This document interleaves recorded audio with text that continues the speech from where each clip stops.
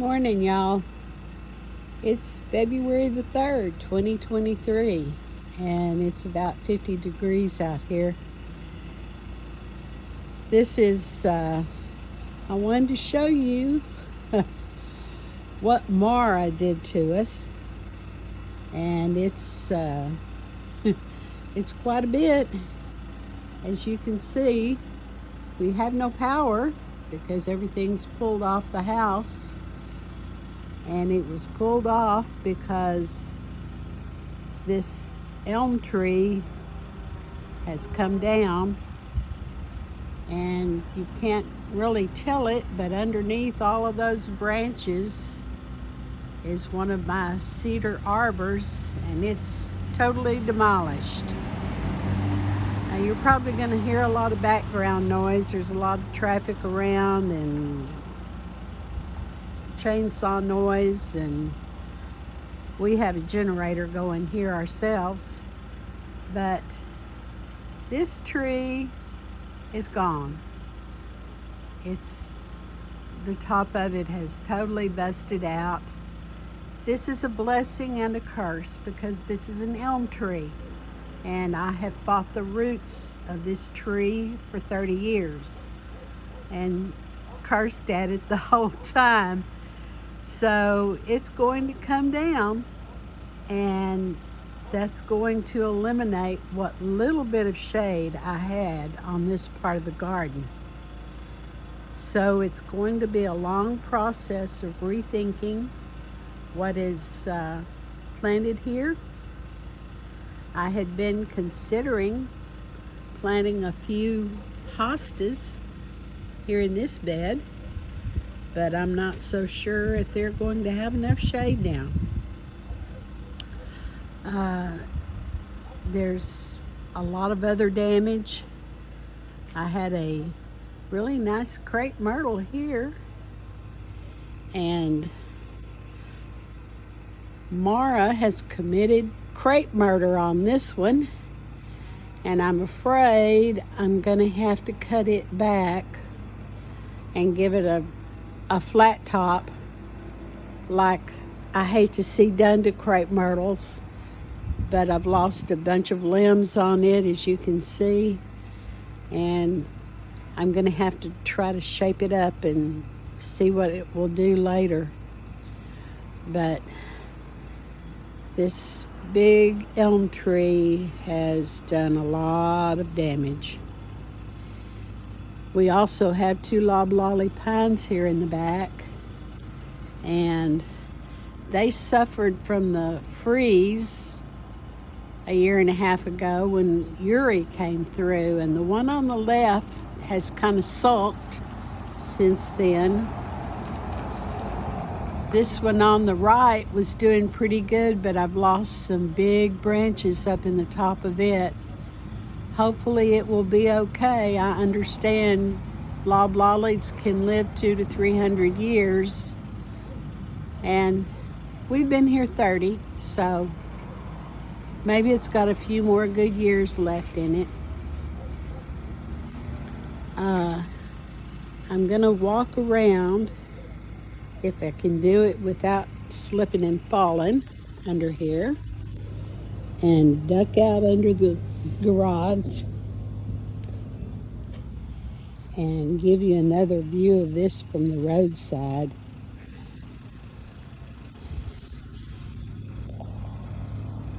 As you can see, it's a really sad sight.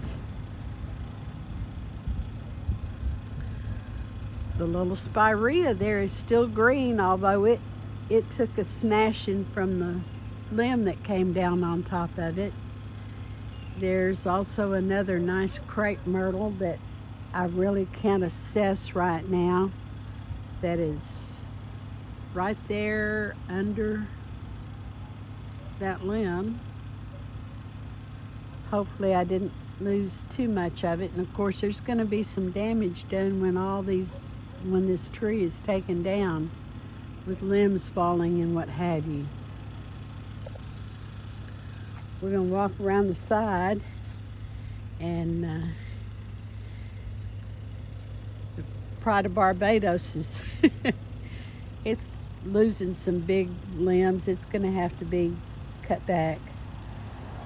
Hopefully it'll be okay. And I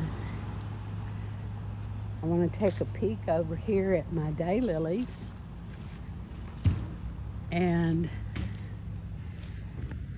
looky there. They don't look any worse for wear. So I have a big bag of alfalfa pellets in my truck.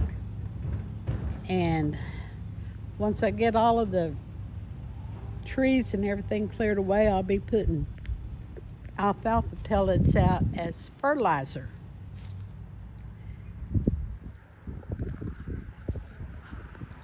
I'm gonna walk around the side and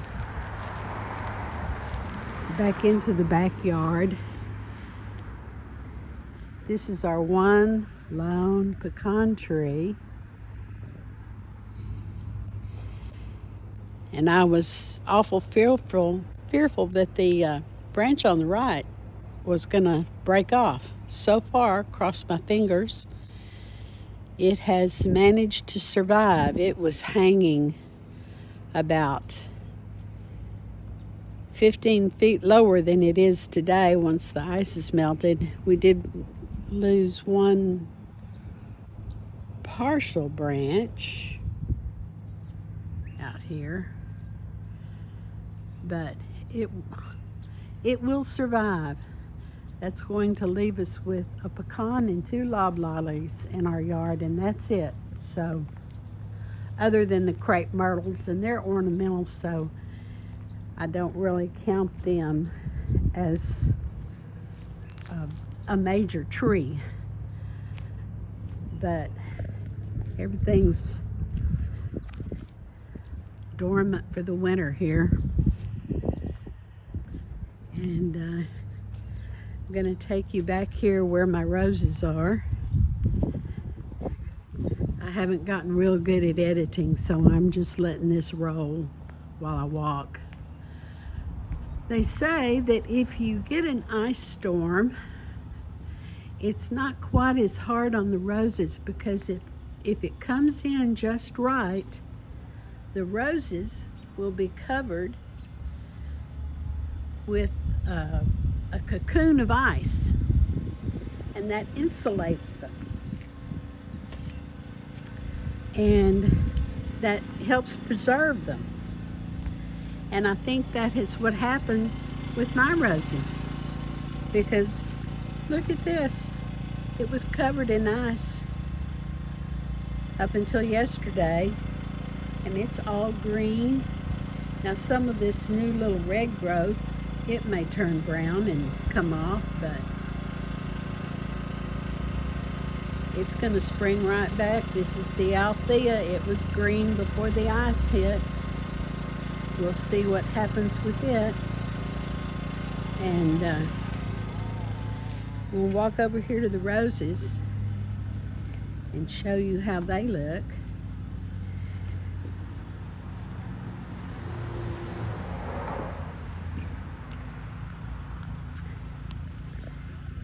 And they really look pretty good. Of course, they are somewhat protected by our storage shed from the north wind, and you can see they're all green and growing even after that awful ice storm. So they are gonna be looking pretty good. The grapevines back here were covered with ice, so they have gone dormant. I had already sprayed them once with dormant oil, so they're probably going to need another dose of that, but hopefully they have survived okay.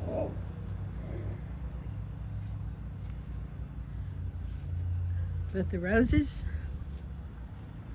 are looking good. You see a few up here that are browned out.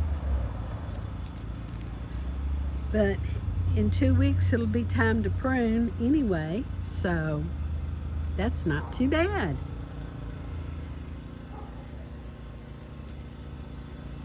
It will be interesting to see how the cuttings have survived. The rose cuttings, they're still got some leaves on them.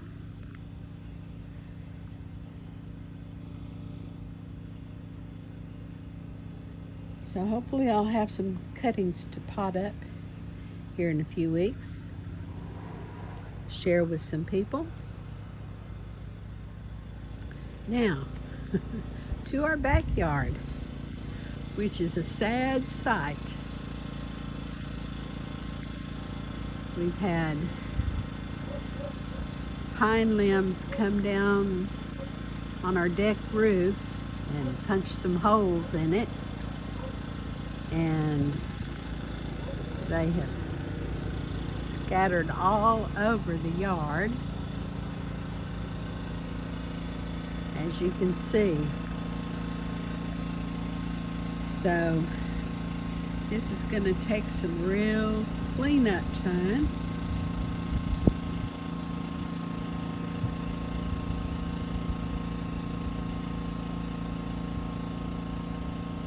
It's looks kind of pitiful now, but I wanted to get pictures of the before, and this is going to be kind of a series for us on what do you do after a catastrophic winter storm. And we're going to approach this a little bit at a time, show you some of the cleanup and some landscaping changes that we'll have to be making, and kind of give you some ideas along the way, because we're going to be going from a yard with some shade to a yard that's almost full sun. And it takes a little bit of landscaping changes to make that occur. Now, right there in the middle of the screen, I can zoom in here, you will see hydrangeas leafing out. This is a limelight, and it was leafing out before the freeze, and it's still nice and green, so that's encouraging. Folks, when you have something like this happen, you know, you just have to learn to roll with the punches. And you change your landscaping direction. Some things you may have to say goodbye to, but there may be some nice additions that you haven't had before that you can add to and make your garden just as pretty as it ever was. So we're going to be doing a lot of sun perennials, and we're going to add as many pollinators as we can. I have some milkweed seeds that I have planted indoors, and we'll be looking forward to those germinating and growing out. We'll be adding a lot of milkweed because that is a monarch food source. So we want to add as many of those as we can. We're also going to try to add some passion vine, because that's another butterfly habitat. So we plan on putting in 2 passion vines this year, and that should work just fine with our new landscaping ideas. But there's always promise in the spring. And I want to encourage all of you to embrace it, even though it's difficult, and make some changes. And you're going to walk this road with me this year and see how those changes worked out, and maybe give you some ideas of what you can do in your yard if you've had some damage and had to change your landscaping perspective. So there's no roses to smell today, folks. But just be glad that you survived another day, and it's gonna get better. Bye, y'all.